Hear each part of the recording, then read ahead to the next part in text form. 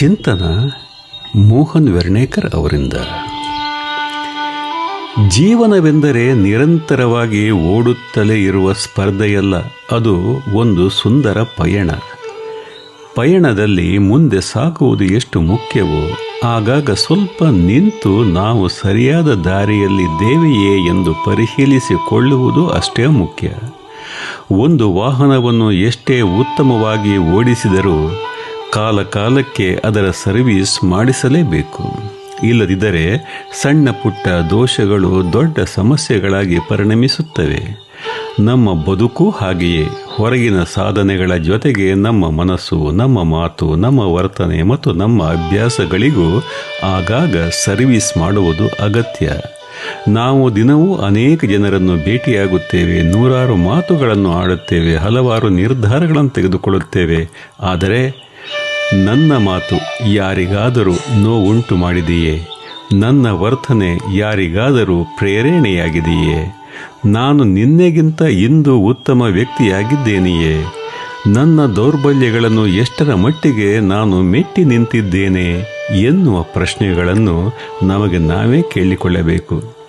ಈ ಪ್ರಶ್ನೆಗಳಿಗೆ ಉತ್ತರವೇ ನಮ್ಮ ಬೆಳವಣಿಗೆಯ ದಿಕ್ಕನ್ನು ತೋರಿಸುತ್ತದೆ. ತಪ್ಪು ಮಾಡುವುದು ಸಹಜ, ತಪ್ಪು ಮಾಡದವರು ಯಾರೂ ಇಲ್ಲ. ಆದರೆ ಅದೇ ತಪ್ಪನ್ನು ಮತ್ತೆ ಮತ್ತೆ ಮಾಡುವುದು ನಮ್ಮ ಬೆಳವಣಿಗೆಯನ್ನು ತಡೆಯುತ್ತದೆ. ಈ ಹಿಂತಿರುಗಿ ನೋಡುವ ಪ್ರಕ್ರಿಯೆಯಲ್ಲಿ ನಮ್ಮ ತಿದ್ದುಕೊಳ್ಳುವಿಕೆ ಮತ್ತು ಬೆಳವಣಿಗೆ ಅನವರತ ಆಗುತ್ತಿರಲಿ. ಒಬ್ಬ ಶಿಲ್ಪಿ ಸಾಮಾನ್ಯ ಕಲ್ಲನ್ನು ಒಂದೇ ದಿನದಲ್ಲಿ ಸುಂದರ ಮೂರ್ತಿಯನ್ನಾಗಿ ರೂಪಿಸುವುದಿಲ್ಲ. ಅನಗತ್ಯ ಭಾಗಗಳನ್ನು ಒಂದೊಂದಾಗಿ ತೆಗೆದು ಹಾಕುತ್ತಾ ಹೋದಾಗ ಮಾತ್ರ ಅಂತಿಮವಾಗಿ ಕಲ್ಲಿನಲ್ಲಿ ದೇವರ ರೂಪ ಕಾಣಿಸಿಕೊಳ್ಳುತ್ತದೆ.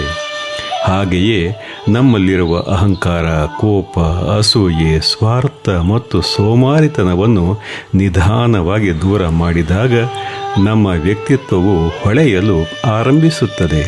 ಆದ್ದರಿಂದ ಬದುಕಿನ ಓಟದಲ್ಲಿ ಆಗಾಗ ಸ್ವಲ್ಪ ವಿರಾಮ ತೆಗೆದುಕೊಂಡು ಹಿಂತಿರುಗಿ ನೋಡಬೇಕು. ಏನಾದರೂ ತಪ್ಪಾಗಿದ್ದರೆ ತಿದ್ದಿಕೊಳ್ಳೋಣ, ಒಳ್ಳೆಯ ಗುಣಗಳನ್ನು ಇನ್ನಷ್ಟು ಬೆಳೆಸಿಕೊಳ್ಳೋಣ. ನೆನಪಿರಲಿ, ಪ್ರತಿದಿನ ಸ್ವಲ್ಪವಾದರೂ ಸುಧಾರಿಸಿಕೊಳ್ಳುವ ವ್ಯಕ್ತಿಯೇ ಉತ್ತಮ ಸದೃಢ ವ್ಯಕ್ತಿಯಾಗಿ ರೂಪುಗೊಳ್ಳುವುದು. ನಾವು ಈ ದಿಸೆಯತ್ತ ಸಾಗೋಣ, ಆಗಾಗ ಹಿಂತಿರುಗಿ ನೋಡುತ್ತಿರೋಣ.